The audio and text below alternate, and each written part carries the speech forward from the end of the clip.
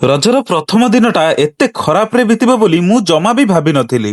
ଜୟ Jagannath guys, ମୁଁ ଆଜି ଆପଣମାନଙ୍କୁ ସ୍ୱାଗତ କରୁଛି ଆଜିର ରଜ ଭ୍ଲଗକୁ। ତ ଭାଇମାନେ, ଆଜି ହେଉଛି ଆମ ଓଡିଆ ସଂସ୍କୃତିର ପ୍ରଥମ ରଜ। ଆଉ ଏଇ ଫାଷ୍ଟ ରଜରେ ଆମ ଓଡିଆ ଲୋକମାନେ ପ୍ରଥମେ ଭଗବାନଙ୍କୁ ଦର୍ଶନ କରିବା ପାଇଁ ଯାଆନ୍ତି। ତ ସେଥିଲାଗି ମୁଁ ଆଜି ସକାଳୁ ସକାଳୁ ଗାଧେଇ ବିଧେଇ ବାହାରି ପଡିଛି ବାବା ଆଖଣ୍ଡଳମଣି ପୀଠକୁ ଯିବା ପାଇଁ। ତ ଘରୁ ବାହାରି କିଛି ସମୟ ଗାଡି ଚଲେଇ ସାରିବା ପରେ ମୁଁ ଆସି ପହଞ୍ଚିଗଲି ଆମ ତିନିତର ଘାଟ ପାଖରେ। ଆଉ ଏଠି ପହଞ୍ଚି ସାରିବା ପରେ ଜମା ଡେରି ନ କରି ସାଙ୍ଗେ ସାଙ୍ଗେ ଘାଟ ପାରି ହେବାକୁ ଲାଗି ପଡିଲି। ତ ଘାଟ ପାରି ହେଇ ସାରିବା ପରେ ଫାଇନାଲି ଆସିକି ପହଞ୍ଚିଗଲି ବାବା ଆଖଣ୍ଡଳମଣିଙ୍କ ପୀଠ ପାଖରେ। ଆଉ ଭାଇ ମାନେ, ଆଜି ହେଉଛି ପ୍ରଥମ ରଜ। ତା ଛଡା ମୁଁ ଆଜି ବହୁତ ଶୀଘ୍ର ପ୍ରଭୁଙ୍କୁ ଦର୍ଶନ କରିବା ପାଇଁ ଆସିଛି ବୋଲି ସେଥିଲାଗି ଆଜି ଆପଣ ମାନଙ୍କୁ ଆରଡିରେ ବହୁତ କମ ଲୋକ ଜଣା ପଡୁଥିବେ। ଆଉ ସକାଳୁ ଆସିବାର ଫାଇଦା ଏଇଆ ହେଲା କି ଯେ ପ୍ରଭୁଙ୍କର ଦର୍ଶନ ସାଙ୍ଗେ ସାଙ୍ଗେ ହେଇଗଲା। ଆଉ ତାପରେ ମୁଁ ଘର ପାଇଁ ମଧ୍ୟ ଜଲ୍ଦି ଜଲ୍ଦି ବାହାରି ଗଲି। ତ ଗାଇସ୍, ଆଜି ପ୍ରଥମ ରଜରେ ମୁଁ ମଜାମସ୍ତି କରିବା ପାଇଁ ସିନା ଏତିକ ଦୂର ଆସିଥିଲି, କିନ୍ତୁ ଆଜି ଦିନ ସାରାର ବର୍ଷା ପୁରା ମଜାମସ୍ତିକୁ ଖରାପ କରିଦେଲା। ଆଉ ଆପଣ ମାନେ ବିଶ୍ୱାସ କରିବେନି, ମୁଁ ଯେତେବେଳେ ଘରକୁ ଫେରିବା ପାଇଁ ଘାଟ ପାର ହେଉଥିଲି ସେତେବେଳେ ବର୍ଷା ଏତେ ଜୋରସେ ହେଲା ଯେ ମତେ 2 ଘଣ୍ଟା ଖଣ୍ଡ ଅପେକ୍ଷା କରିବାକୁ ପଡିଲା। ତ ଯେମିତି ସେମିତି କରି ମୁଁ ଘାଟ ପାରି ହେଇ ସାରିବା ପରେ ଫାଇନାଲି ଆସି ପହଞ୍ଚିଗଲି ଘରେ। ଆଉ ଯେହେତୁ ମୁଁ ଆଜି ଦିନ ସାରା ଘରେ ନଥିଲି, ସେଥିଲାଗି ଆଜି ଆମ ଘରେ କିଛି ଖାସ୍ ଖାଇବା ଜିନିଷ ହେଇନଥିଲା। ତ ଯାହା ଯେମିତି ହେଇଥିଲା ସବୁ କିଛି ଖାଇସାରିବା ପରେ ମୁଁ ପଳେଇଗଲି ରେଷ୍ଟ ନେବା ପାଇଁ।